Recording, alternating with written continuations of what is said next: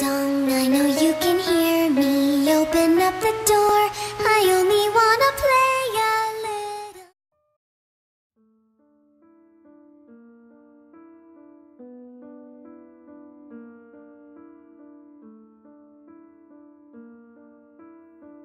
Le rituel de l'ascenseur vous permet d'atteindre et de visiter l'autre monde. Ce rituel est dangereux et pourrait provoquer chez quiconque tente de le réaliser un état psychotique sévère. Le rituel doit se dérouler dans des conditions assez simples.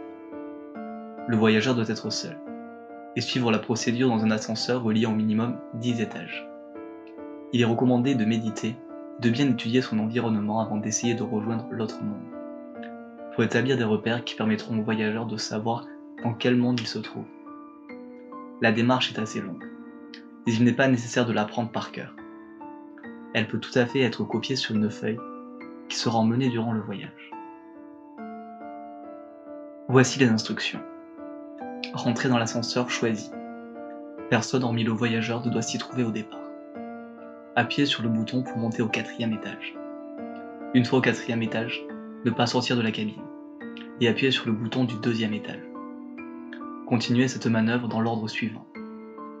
6e étage, 2e étage, 10e étage, 5e étage. Arrivé au 5e étage, il se peut qu'une jeune femme rejoigne l'ascenseur aux côtés du voyageur. Si c'est le cas, il est recommandé de l'ignorer. Ne pas chercher à savoir qui elle est, ni ce à quoi elle ressemble, car elle est bien différente de tout ce que l'on peut imaginer. Appuyez sur le bouton du 1er étage. Si l'ascenseur, contrairement aux attentes, se met à monter vers le 10e étage, c'est que le rituel a fonctionné jusque-là. S'il se met à descendre vers le 1er, il faut impérativement le quitter avant qu'il ne l'atteigne. Au 10e étage, il est possible de changer d'étage et de sortir de l'ascenseur pour annuler le rituel. Dans tous les cas, c'est au moment où les portes s'ouvriront sur le 10e étage que la jeune femme demandera « Où allez-vous comme ça ?» Ne pas lui répondre est la meilleure chose à faire. Ne pas non plus la regarder. L'autre monde devrait être accessible en sortant de l'ascenseur. Note sur l'autre monde. L'étage sur lequel le voyageur débouche est très semblable au monde réel. Les seules choses qui diffèrent sont les éclairages qui ne fonctionnent pas. La seule source de lumière provient d'une croix rouge en feu observable à travers les fenêtres.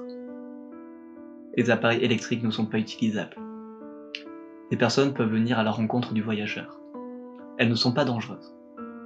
Tous les êtres humains habitant dans l'autre monde sont des voyageurs qui ont rejoint l'autre monde volontairement ou non, et qui n'ont pas réussi à le quitter.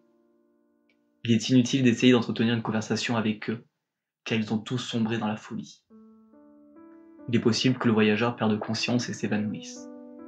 Si tel est le cas, il se réveillera dans la maison qu'il avait quittée pour faire le rituel.